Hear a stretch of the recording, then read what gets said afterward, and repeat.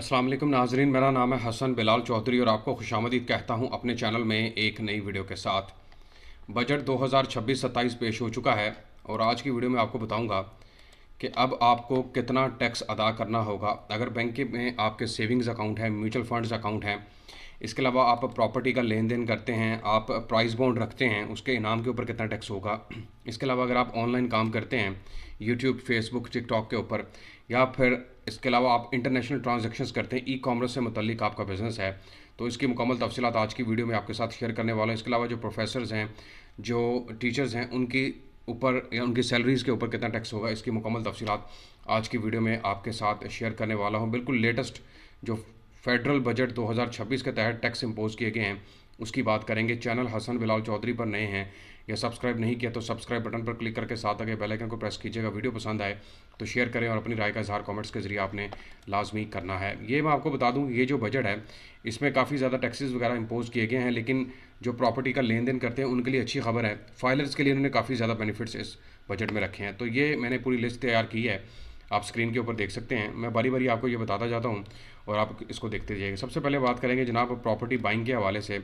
अगर प्रॉपर्टी का लेन देन करते हैं तो जनाब सेक्शन 26K के तहत अब आपको जो है वो 1.2% के हिसाब से टैक्स बीइंग अ फाइलर आपको अदा करना पड़ेगा। अगर आप प्रॉपर्टी ख़रीद रहे हैं, इसमें काफ़ी कमी की गई है। आलमोस्ट ये आप समझ लें कि शायद 10.5 या 5.5 के करीब से इसको वापस लाया गया है 1.25 पे। लेकिन नॉन फाइलर के लिए सब्जेक्ट टू हैवी पेनल्टी है और इसमें 8% से लेकर 35% तक की पेनल्टी इम्पोज हो सकती है अगर नॉन फाइलर कोई प्रॉपर्टी वगैरह ख़रीदता है।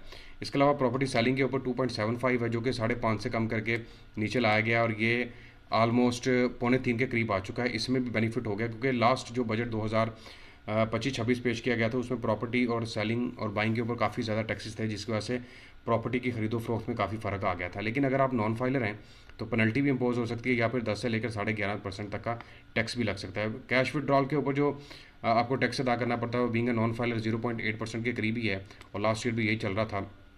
इसके अलावा जो इंटरनेशनल क्रेडिट डेबिट कार्ड के थ्रू आप ई कॉमर्स के जरूर, जैसे आप चीज़ें ख़रीद रहे हैं अली बाबा से या अली एक्सप्रेस से ख़रीद रहे हैं, अमेज़ोन से ख़रीद रहे हैं, तो भाई वहाँ पर इन्होंने टैक्स काफ़ी कम कर दिया, 5% से रिड्यूस करके 0.5% कर दिया। ये बहुत बड़ी खुशखबरी है क्योंकि लोग बाहर से चीज़ें मंगवाते थे और चीज़ें मंगवाने की वजह से उन्हें बड़े बड़े टैक्सेस अदा करना पड़ते थे, लेकिन उसको ख़त्म कर दिया गया है। लेकिन अगर आप अब फाइलर हैं तो भाई सिर्फ 0.5% के करीब आपको टैक्स ये देना पड़ेगा और फाइलर के तौर पर आपको 10% के करीब टैक्स बेयर करना पड़ सकता है। ये पहले 15% था, इसमें भी कमी की गई है। बैंक के ऊपर जो सेविंग्स अकाउंट है वहाँ पर भाई 15% फाइलर के लिए और नॉन फाइलर के लिए 30 से 35%। और कुछ खबरें ये भी सामने आ रही हैं, जब ये बजट की पूरी तरह से जुलाई से इम्पोज होगा, इम्प्लीमेंट होगा, तो खबरें ये भी सामने आ गई भाई ये 35 से 40% भी हो सकता है। म्यूचुअल फंड्स के ऊपर आपको बता दूं 20% और नॉन फाइलर के लिए उसी तरह 30, 35 और 40% तक जा सकता है। लेकिन ये बता दूं कि जो हायर वैल्यूज़ के म्यूचुअल फंड्स हैं, मतलब वो म्यूचुअल फंड्स जिनके ऊपर आपको ज़्यादा मुनाफा मिलता है, भाई वहाँ पर जो टैक्स की कटौतियाँ हैं वो 40 से 45% के करीब भी हो सकती हैं। डिजिटल कंटेंट क्रिएटर, ये एक नया आवाम के ऊपर बम्ब आ गया। वो लोग जो कंटेंट क्रिएटर्स हैं, यूट्यूब के ऊपर काम करते हैं, फेसबुक के ऊपर काम करते हैं, उनकी अर्निंग जो है वो बैंक्स के अंदर आती है।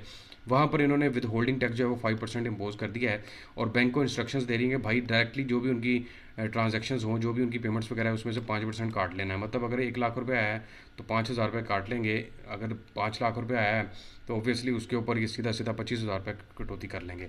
और नॉन फाइलर के लिए वो बता रहे हैं जी अकाउंट फ्रीज भी कर सकते हैं या स्टैंडर्ड पेनल्टी रेट्स भी इम्पोज हो सकते हैं। बहरहाल इसके ऊपर इंप्लीमेंट नहीं हुआ, लेकिन ये बता दिया गया है कि 5% सीधा सीधा फाइलर नॉन फाइलर के ऊपर लग जाएगा। इंडिपेंडेंट प्रोफेशनल सर्विस, अगर आप डॉक्टर्स हैं, टीचर्स हैं, थीसिस राइटर हैं या कोई सर्विसेज वगैरह फराहम कर रहे हैं, तो भाई 15% स्टैंडर्डाइज प्रोफेशनल सर्विस रेट होगा और 30% जो है वो नॉन फाइलर्स के लिए कर दिया गया है। इसी तरह प्राइस बॉन्ड विनिंग या कॉर्पोरेट बोनसेस वगैरह आप हासिल करते हैं तो 15 और 30 फाइलर और नॉन फाइलर के लिए।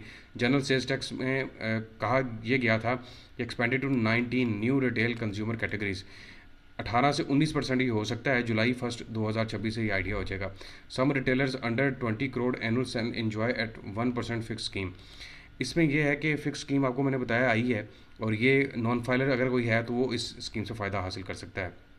सोलर पैनल के ऊपर बताया गया था कि शायद कोई टैक्स वगैरह लगेगा, लेकिन फिलहाल उसके ऊपर किसी किस्म का कोई टैक्स नहीं लगाया गया। इलेक्ट्रिक जो व्हीकल है 1% है और मल्टीपल पेनल्टी रेट्स है अगर आप इलेक्ट्रिक व्हीकल्स कोई 2 करोड़ या उससे कम की कीमत की ख़रीदते हैं। लग्जरी इलेक्ट्रिक व्हीकल्स जो कि 2 करोड़ से ज़्यादा कीमत की हैं 30 से 40% FED इम्पोज कर दिया गया है।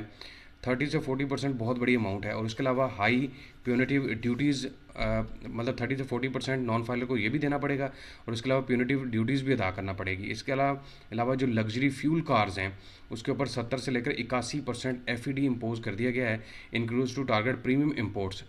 अब यहाँ पर सबसे बड़ा मसला ये आ रहा है कि बाहर से बहुत सारी गाड़ियाँ मंगवाई जा रही हैं। ऑब्वियसली बाहर की गाड़ियों की लोग कहते हैं जी वैल्यू अच्छी है, उनकी गाड़ियों की पिकअप अच्छा है, गाड़ियों की कंडीशन अच्छी है, गाड़ियों के इंजन्स अच्छे हैं, तो लोग इंपोर्ट करवा रहे थे। लेकिन भाई उसके ऊपर बड़ी हैवी जो है उन्होंने टैक्सेस वगैरह इम्पोज कर दिया। Mobile phones, calls and voice bundle के ऊपर 50% advance income tax plus 90.5% FED unchanged high cumulative burden. ये भी टैक्सेस में आप देखें कितना ज़्यादा इजाफा है। एडिशनल ब्लॉकेज सिम डिसेबलमेंट्स पेनल्टीज़, जो नॉन फाइलर्स हैं उनकी सिमें भी ब्लॉक हो सकती हैं और परमानेंटली जो है उन्हें मतलब जुर्माने वगैरह भी अदा करने पड़ सकते हैं। मोबाइल फ़ोन हैंडसेट इंपोर्ट अगर आप करवाते हैं बाहर से 18% GST for mid range, 25% GST for premium flagship over $500। अगर $500 से ज़्यादा का है तो फिर उसके ऊपर 25% GST भी लग सकता है। हायर कमर्शियल पेनल्टीज़ अप्लाई हो सकते हैं अगर नॉन फाइलर के तौर पर आप मंगवाएंगे। इसके अलावा सिगरेट एंड टबाकू के ऊपर new third tier FED structure introduce at approximately 3200 पर 1000 स्टिक्स। मतलब 1000 अगर सिगरेट्स के हैं पीसेस तो उसके ऊपर 3200 रुपये के करीब जो है वो टैक्स इम्पोज हो सकता है। इसी तरह जो packed milk and dairy products है उसके ऊपर 18% स्टैंडर्ड ये उन्होंने कर दिया है। FED इंक्रीज 3 पर kg। सीमेंट और कंस्ट्रक्शन का जो मटेरियल है उसके ऊपर FED इंक्रीज़ कर दिया गया 3 पर kg के हिसाब से, ठीक है। और नॉन फाइलर्स के लिए ये नहीं है। और लास्ट पे जनाब इंटरनेशनल एयर ट्रैवल टिकट्स, अगर आप फॉरेन कंट्री में टूर कर रहे हैं तो मिडल ईस्ट अफ्रीका के लिए 75,000, यूरोप के लिए 1.5 लाख और अमेरिका के लिए 2.5 लाख के करीब जो है वो ट्रैवल टिकट्स के ऊपर आपको टैक्स FED अदा करना, फेडरल एक्साइज ड्यूटी अदा करना पड़ सकती है। ये मैंने आपके लिए निकाले हैं। ये वो चीज़ें हैं जो रोज़मर्रा की ज़िंदगी में हमारे साथ इस्तेमाल होती है। इसके अलावा कोई नई अपडेट्स आती हैं तो वो भी आपके साथ शेयर करूँगा और उसकी भी तफसीलात आपके साथ लाजमी शेयर करूँगा। उम्मीद करता हूँ ये वीडियो आपको पसंद ही होगी। आखिर में दरख्वास्त करूँगा कि चैनल हसन बिलाल चौधरी को लाजमी सब्सक्राइब करें। अपना ख्याल रखें। अल्लाह हाफिज़।